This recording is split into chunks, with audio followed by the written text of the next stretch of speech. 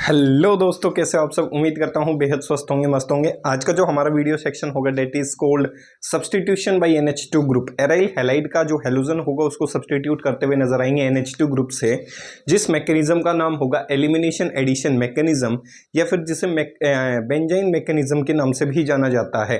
तो अपने video section की शुरुआत करने से पहले जो भी दोस्त भाई बहन इस वीडियो सेक्शन के माध्यम से मुझे देख पा रहे हैं, सभी दोस्तों को, भाइयों को, बहनों को आपके अपने भाई की तरफ से सबसे पहले मीठी मीठी प्यार भरी राम राम, सत श्री अकाल, जय हिंद, जय भारत। उम्मीद करता हूँ आप बेहद स्वस्थ होंगे, मस्त होंगे। तो अपने वीडियो सेक्शन को आगे बढ़ाने से पहले चार लाइनें पेश कर देता हूँ, ध्यान से सुनना है। कई लोगों को दिक्कत ये होती है कि उन्हें लगता है कि उनकी इज्जत बहुत ज़्यादा हो रही है। तो आज एक चीज़ बता देता हूँ, इज्जत किस चीज़ की होती है, ध्यान से सुनना है। इज्जत जो है वो ज़रूरत की होती है, इंसान की नहीं होती। ध्यान से सुनो, इज्जत किसी इंसान की नहीं होती, ज़रूरत की होती है। ज़रूरत ख़त्म, इज्जत ख़त्म, यही दुनिया का सच है। तो इस गलतफहमी में, मुखालफे में ना रहें कि आपकी बड़ी इज्जत हो रही है। वो आपकी नहीं, आपकी ज़रूरत की इज्जत हो रही है। जिस दिन वो ज़रूरत पूरी हो जाएगी, काम ख़त्म हो जाएगा। तो चलते हैं वीडियो सेक्शन की तरफ। मैकेनिज्म का जो नाम है डेट इज कोल्ड एलिमिनेशन, पहले एलिमिनेशन करवाना है, एलिमिनेशन एडिशन मैकेनिज्म। मैकेनिज्म का नाम है एलिमिनेशन एडिशन मैकेनिज्म, या फिर आपने एक इंटरमीडिएट पढ़ा होगा जिसे किस नाम से जाना जाता है, बेंजाइन मैकेनिज्म के नाम से। कौन से मैकेनिज्म के नाम से? Benzene mechanism. देखो आइन शब्द जुड़ा हुआ है, इसका मतलब बेंजीन के साथ क्या मौजूद होगा, एक ट्रिपल बॉन्ड मौजूद होगा। उस मैकेनिज्म को आप क्या कहते हुए नजर आएंगे? बेंजाइन मैकेनिज्म कहते हुए नजर आएंगे। देखो ध्यान से, क्या कहता है, ये कोई एराइल हैलाइड रहा होगा, सही है। ये कोई क्या रहा होगा बाबू? एराइल हैलाइड रहा होगा। इस एराइल हैलाइड की रिएक्शन आपने किसके साथ करवा दी? KNH2 के साथ, सही है। अच्छा खासा क्या है? स्ट्रोंग बेस का काम करता है। अच्छा खासा क्या है? Strong base. NaNH2 के साथ करवा दो या KNH2 के साथ, किसकी मौजूदगी में? लिक्विड अमोनिया की मौजूदगी में। यहाँ से जो प्रोडक्ट बनते हुए नजर आएंगे वो आपको ये प्रोडक्ट बनता हुआ नजर आएगा, सही है। अब क्वेश्चन ये कि ये प्रोडक्ट बना कैसे होगा? NH2 जो ग्रुप है उससे हमने क्या कर दिया? सब्सटीट्यूशन कर दिया। उससे हमने क्या कर दिया बाबू? सब्सटीट्यूशन कर दिया और ये प्रोडक्ट बना दिया। अब क्वेश्चन ये है कि ये प्रोडक्ट बना कैसे होगा, इस प्रोडक्ट का माध्यम क्या रहा होगा। तो देखो दूसरा क्वेश्चन ये है, दोनों केसेस एक साथ लिख देता हूँ। यहाँ पे आपने सब्सटीट्यूशन ठीक है करवा दिया। केस नंबर 2, दोनों केसेस पढ़ाए जाएंगे, सही है। पहला केस में तो सीधा सीधा दिख रहा है। मान लेता हूँ यहाँ पे कुछ एक इलेक्ट्रॉन विड्रॉइंग ग्रुप जोड़ देता हूँ, NO2 ये पोजीशंस पे, सही है। इन पोजीशंस को मैं ब्लॉक कर देता हूँ NO2 ग्रुप जोड़कर, और फिर मैं एरो पे लिख देता हूँ KNH2 और साथ लिख देता हूँ लिक्विड अमोनिया, और फिर मैं पूछूं कि क्या प्रोडक्ट बना होगा। तो अब ऐसा ना करना कि यहाँ से हेलोजन हटा दो और फिर क्या जोड़ दो? NH2 group. ऐसा प्रोडक्ट संभव नहीं होगा। ऐसा प्रोडक्ट मत बना देना बाबू, ऐसा प्रोडक्ट मत बना देना। ऐसा प्रोडक्ट फिर कह रहा हूँ मत बना देना, ऐसा प्रोडक्ट मत बना देना। ये प्रोडक्ट नहीं होगा। Product not possible, product not possible, मतलब ये रिएक्शन होगी ही नहीं। अगर मैं इसका उत्तर लिखना चाहूँ तो आंसर होगा नो रिएक्शन। अब क्वेश्चन ये है कि ऊपर वाले में तो आपने हेलोजन को सब्सटीट्यूट कर दिया, अब नीचे वाले केस में ऐसा क्या हो गया कि हेलोजन क्या नहीं दिखा पाया? सब्सटीट्यूशन नहीं दिखा पाया। तो इस चीज को पढ़ने के लिए हमें किसकी आवश्यकता पड़ेगी? मैकेनिज्म की। तो ध्यान से इस क्वेश्चन को देखो, फिर मैकेनिज्म की तरफ चलते हैं। तो इसका मतलब मैं कह रहा हूं कि इस रिएक्शन को करवाने के लिए तो आपने किसकी सहायता ले ली? सीधे सीधे। और यहाँ पे फिर ऐसा क्या हुआ कि ये जो NH2 ग्रुप है इस हेलोजन को हटा के नहीं हो पाया, और आंसर क्या बना? No reaction. इस क्वेश्चन का आंसर क्या है बाबू? नो रिएक्शन, सही है। तो आंसर नहीं बनेगा क्योंकि इस रिएक्शन में ये संभव नहीं हो सकता। अब क्वेश्चन ये कि ये संभव क्यों नहीं है, ऐसा क्या हो गया जी ये प्रोडक्ट संभव नहीं है?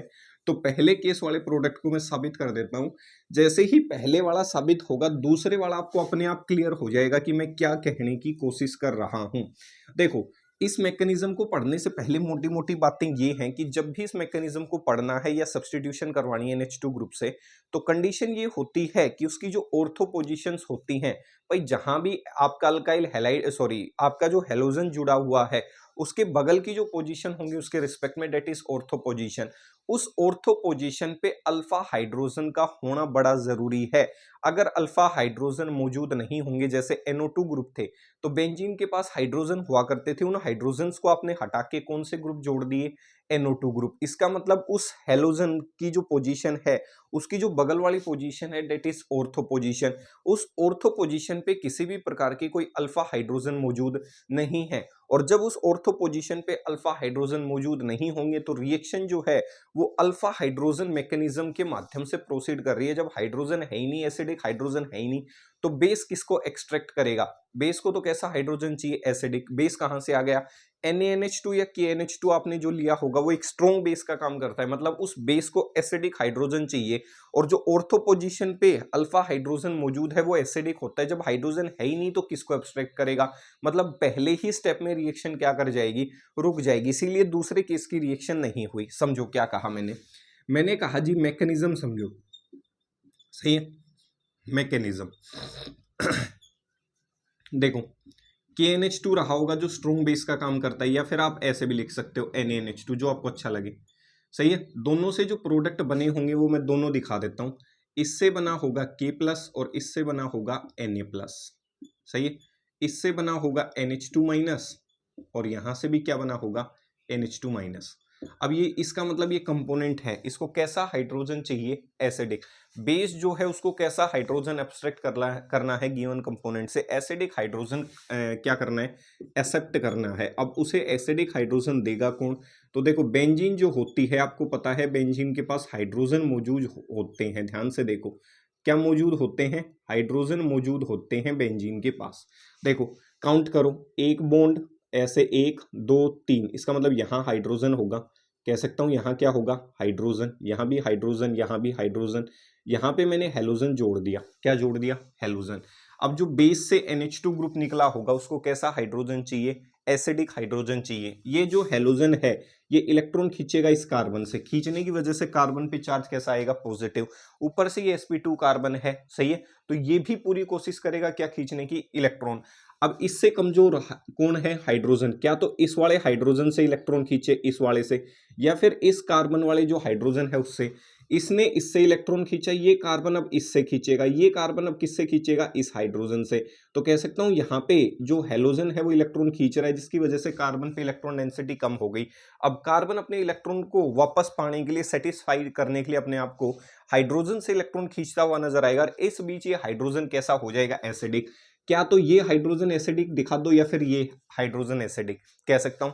इसका मतलब ये पोजीशन कौन सी है? Ortho position. और ये जो हाइड्रोजन दिख रहे हैं अगल बगल में, ये अल्फा पोजीशन के हाइड्रोजन है ऑर्थो पे। अगर ये मैकेनिज्म में हाइड्रोजन मौजूद होंगे, दिस इज द कंडीशन, अगर ये हाइड्रोजन मौजूद होंगे तो ही जाके मैकेनिज्म होगा, वरना मैकेनिज्म प्रोसीड करता हुआ नजर नहीं आएगा। These hydrogen are responsible for the formation of a benzyne intermediate. तो इस चीज का बड़ी पूर्ण रूप से ध्यान रखना है। अगर इस हाइड्रोजन को हटा के मैंने कोई दूसरे ग्रुप जोड़ दिए तो इसका मतलब उसके पास हाइड्रोजन नहीं है और रिएक्शन प्रोसीड नहीं करेगी। तो इसका मतलब किधर से भी दिखा, तो मान लेता हूं ये ग्रुप रहा होगा, इसने क्या किया होगा? इसने ये हाइड्रोजन अपने साथ उठा ले गया होगा, क्योंकि ये हाइड्रोजन कैसा है? एसिडिक है। ऐसे दिखा देता हूं बड़ा, ये हाइड्रोजन एसिडिक है, कह सकता हूं। यहां तक किसी भी प्रकार की कोई दिक्कत नहीं हुई होगी, सही है? अब जैसे ही ये हाइड्रोजन एसिडिक हुआ होगा तो ये जो कंपोनेंट है, इस कंपोनेंट की बात करता हूं, इसने इससे क्या कंटेन करवाया? हाइड्रोजन कंटेन करवाया। हाइड्रोजन कंटेन करवाने की वजह से ये जो बॉन्ड है ये यहां शिफ्ट हो जाता है इसके ऊपर। इस एसिडिक हाइड्रोजन को ये ले जाएगा और इसके जो इलेक्ट्रॉन है वो यहां शिफ्ट हो जाते हैं और प्रोडक्ट बन जाता है ये। ध्यान से देखो रे बाबू, ये ऐसा प्रोडक्ट बन गया, सही है? इतनी चीज क्लियर हुई। कह सकता हूं एलिमिनेशन, मतलब उसने एसिडिक हाइड्रोजन को क्या कर लिया? अब्स्ट्रैक्ट कर दिया, एलिमिनेट कर दिया बाहर। अब ये देखो, ये जो बॉन्ड है ये यहां शिफ्ट हो जाए, सही है? अगले स्टेप में ही दिखा देता हूं।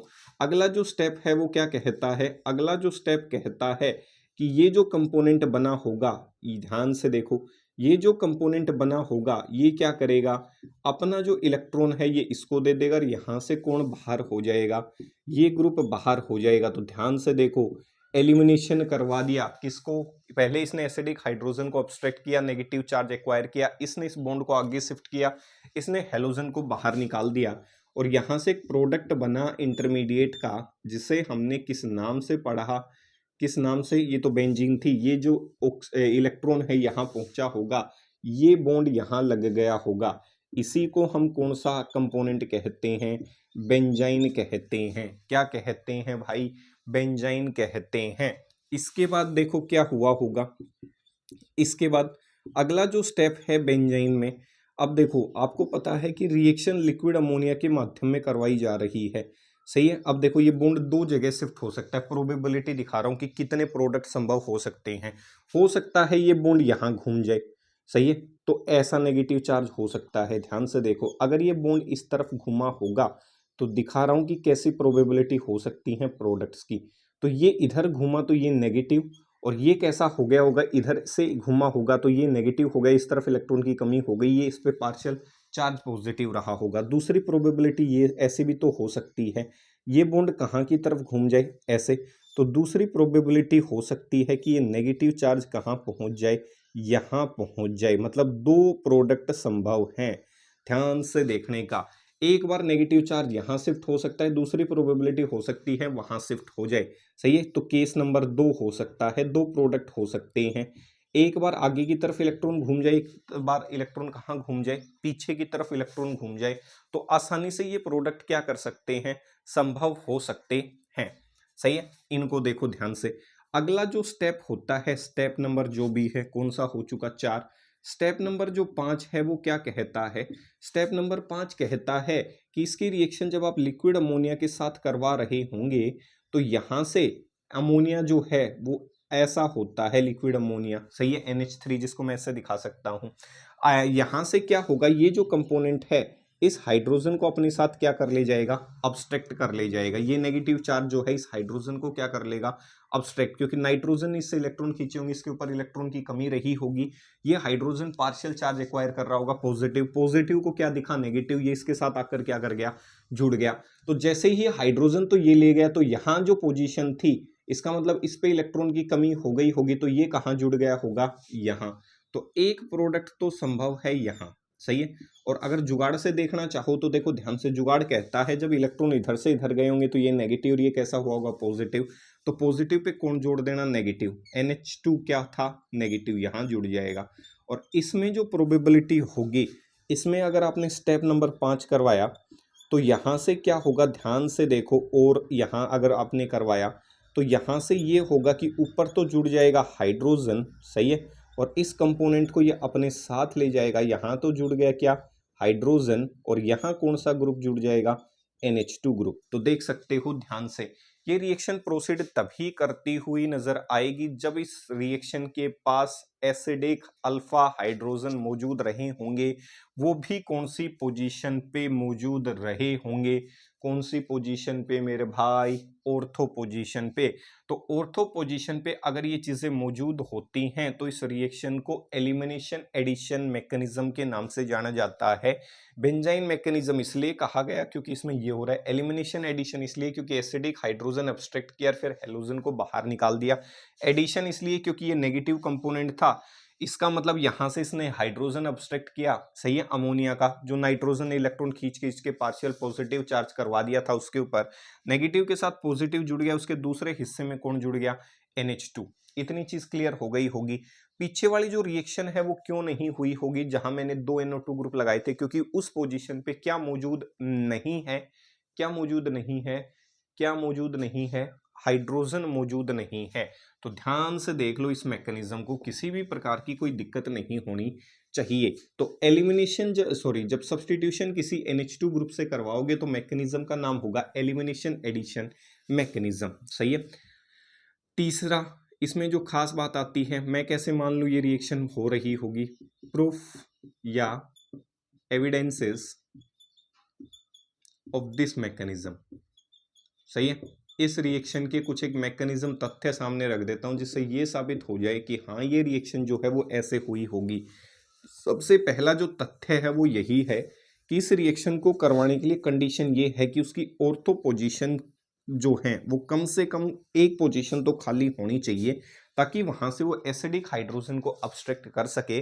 अगर आपने दोनों पोजीशंस ब्लॉक कर दी तो किसी भी हालात में वो सब्स्टिट्यूशन रिएक्शन नहीं दिखाएगा। तो पहला यही है कि ortho disubstituted, ortho disubstituted मतलब ऑर्थो पोजीशन पे दो बार सब्स्टिट्यूशन करवा दी। ऑर्थो पोजीशन पे दो हाइड्रोजन जो मौजूद थे उनको हटाकर किसी दूसरे ग्रुप को इंट्रोड्यूस कर दिया। Ortho disubstituted aryl halide, ortho disubstituted aryl halide does not undergo this reaction. सही है। जो ortho disubstituted aryl halide है वो इस रिएक्शन को दिखाना पसंद नहीं करते। कैसे? ऑर्थो डाया सब्स्टिट्यूटेड, देखो ध्यान से, ऑर्थो पोजीशन के ये दो हाइड्रोजन हुआ करते थे ये वाले। सही है। इन हाइड्रोजन को क्या कर दिया गया? हटा दिया गया, सब्स्टिट्यूट कर दिया गया। इन हाइड्रोजन्स को सब्स्टिट्यूट कर दिया गया, सब्स्टिट्यूट हाइड्रोजन। सही है। इन हाइड्रोजन्स को क्या कर दिया गया? सब्स्टिट्यूट। इस हाइड्रोजन को भी क्या कर दिया गया? सब्स्टिट्यूट। ऑर्थो पोजीशन के जो हाइड्रोजन थे उन्हें सब्स्टिट्यूट कर दिया गया। मान लेता हूं यहां से हाइड्रोजन्स हटा दिए। सही है, दोनों पोजीशन वाले, और दो NO2 ग्रुप यहां क्या कर दिए? इंट्रोड्यूस। तो ऑर्थो डाया सब्स्टिट्यूटेड की बात करूं तो ये बन गया।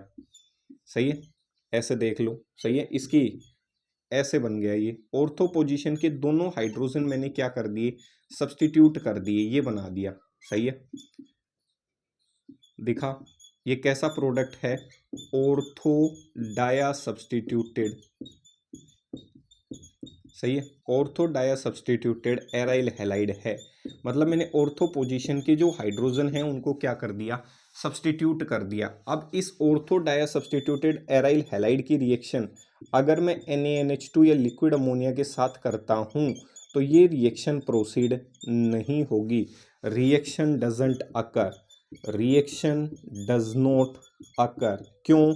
क्योंकि जो अल्फा हाइड्रोजन थे, एसिडिक हाइड्रोजन थे, उनको तो आपने सब्स्टिट्यूट करवा दिया किसी दूसरे ग्रुप से और उसको किस में कन्वर्ट कर दिया?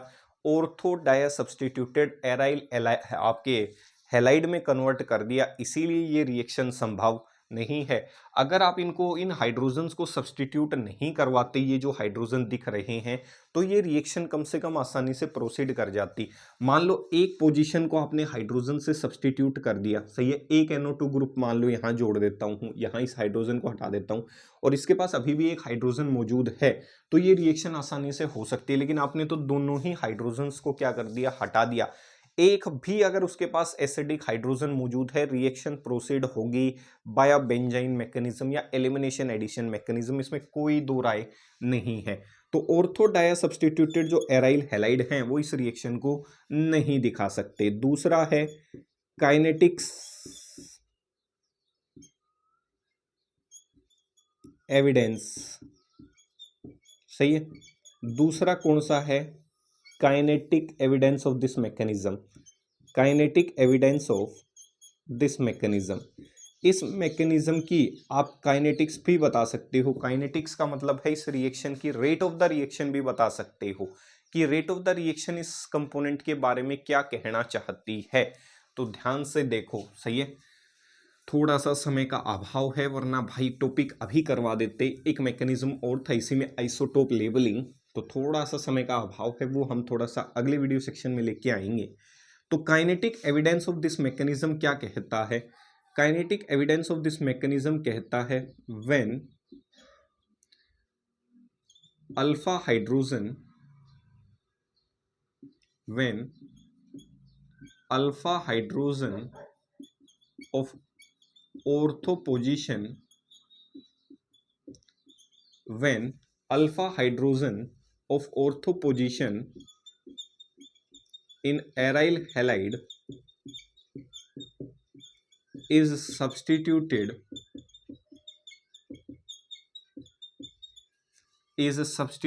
by ड्यूट्रियम, ड्यूट्रियम क्या है, हाइड्रोजन का आइसोटोप है, is substituted by deuterium, the rate of reaction decreases. जैसे ही आपने अल्फा पोजीशन पे जो हाइड्रोजन मौजूद है, सही है, ऑर्थो पोजीशन पे जो अल्फा हाइड्रोजन मौजूद है, when alpha hydrogen of ortho position, ortho position का जो अल्फा हाइड्रोजन है उसको जैसे ही आप सब्सटीट्यूट करोगे, सही है, जैसे ही उसको क्या करोगे, सब्सटीट्यूट, देखो ध्यान से दो रिएक्शन एक साथ दिखा देता हूं। इस रिएक्शन को अगर मान लो आपने NaNH2 लिक्विड अमोनिया से करवाया तो रिएक्शन कैसी होगी, सही है, ध्यान से देखो, इसके पास क्या मौजूद है ये आपको खुद सोचने पड़ेंगे, ये दिखेंगे नहीं, खुद देखने पड़ेंगे। ये ऑर्थो पोजीशन के अल्फा हाइड्रोजन हैं, तो यहाँ से आसानी से प्रोडक्ट बन जाएगा, हेलोजन यहाँ से निकल जाएगा और NH2 ग्रुप जुड़ जाएगा, सही है। अगर मैंने क्या किया, मैंने ये किया कि इस H को हटा के, एक H को हटा के बदले में क्या जोड़ दिया, D जोड़ दिया, सही है, क्या जोड़ दिए, D जोड़ दिए। तो ड्यूट्रियम जो है वो आसानी से क्या दिखा सकता है, भाई हाइड्रोजन का आइसोटोप है, अगर यहां मैं H की जगह क्या लिख दूं, D लिख दूं, क्या लिख दूं H की जगह, भाई मान लो मैं ऐसे लिख देता हूं, सही है, H की जगह क्या लिख देता हूं, D लिख देता हूं ऐसे, हाइड्रोजन D मतलब ड्यूट्रियम, और ड्यूट्रियम जो है वो हाइड्रोजन का आइसोटोप है, मतलब एक प्रकार का हाइड्रोजन जैसा ही है, आइसोटोप है, समस्थानिक है उसका कह सकता हूं। तो इसका मतलब वो क्या रहा होगा, उसी जैसा काम कर रहा होगा, लेकिन रेट धीरे कैसे हो जाती है, क्योंकि आपको दिख रहा है कि जब भी आप रिएक्शन करवाओगे इसके साथ NaNH2 और लिक्विड अमोनिया के साथ रिएक्शन तो हो जाएगी, कोई दो राय नहीं है, रिएक्शन तो प्रोसीड कर जाएगी, लेकिन जो रिएक्शन प्रोसीड करेगी उस रिएक्शन का जो रेट होगा वो क्या होगा, धीरे होगा, उस रिएक्शन का रेट क्या होगा, धीरे होगा, रेट ऑफ रिएक्शन क्या होगी, slow, rate of reaction is क्या होगी, स्लो, और यहाँ रेट ऑफ रिएक्शन क्या होगी, फास्ट, रेट ऑफ रिएक्शन क्या होगी यहाँ, फास्ट। क्यों हुई वो समझो जरा, यहाँ जो बॉन्ड तोड़ा गया होगा, जो बॉन्ड क्लीव किया गया होगा, बॉन्ड क्लीव, कौन सा क्लीव किया गया होगा, कौन सा तोड़ा होगा, कार्बन हाइड्रोजन, सही है, और कार्बन हाइड्रोजन बॉन्ड क्या होता है, टूट जाता है, और नीचे वाले में जो बॉन्ड तोड़ा होगा वो कार्बन ड्यूट्रियम, और कार्बन ड्यूट्रियम जो बॉन्ड होता है वो अच्छा खासा स्ट्रोंग बॉन्ड होता है, स्ट्रोंग बॉन्ड को तोड़ने के लिए क्या लगेगा, वक्त लगेगा, सही है, स्ट्रोंग वो बॉन्ड को तोड़ने के लिए क्या लगेगा, वक्त लगेगा, और वक्त लगेगा तो रेट ऑफ रिएक्शन क्या हो जाएगी, स्लो, सही है। और कार्बन हाइड्रोजन जो बॉन्ड है कार्बन ड्यूट्रियम के रिस्पेक्ट में कमजोर बॉन्ड होता है, तो ये बॉन्ड जल्दी से टूट जाएगा, भाई जो बॉन्ड जितनी जल्दी टूटेगा उतनी ही जल्दी रिएक्शन होगी, और जो बॉन्ड जितना धीरे टूटेगा उस रिएक्शन की केमिकल काइनेटिक्स, केमिकल एविडेंस जो है मैकेनिज्म का, काइनेटिक एविडेंस जो है मैकेनिज्म का, वो यही कहेगा कि जो बॉन्ड धीरे टूटेगा वो रिएक्शन स्लो होगी, जो बॉन्ड जल्दी टूटेगा वो रिएक्शन क्या होगी, फास्ट।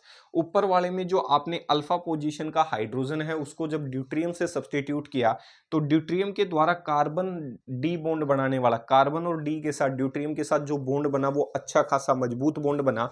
अब बेस क्या करेगा, इस डी को सब्सटीट्यूट करने की कोशिश करेगा, यहां से उठाने की कोशिश करेगा, ये बॉन्ड अच्छा खासा क्या होता है, मजबूत बॉन्ड होता है, क्या होता है, अच्छा खासा मजबूत बॉन्ड होता है, कह सकता हूं अच्छा खासा क्या रहा होगा, मजबूत बॉन्ड मौजूद रहा होगा, तब जाके ये क्या दिखा पा रहा होगा, सब्सटीट्यूशन दिखा पा रहा होगा।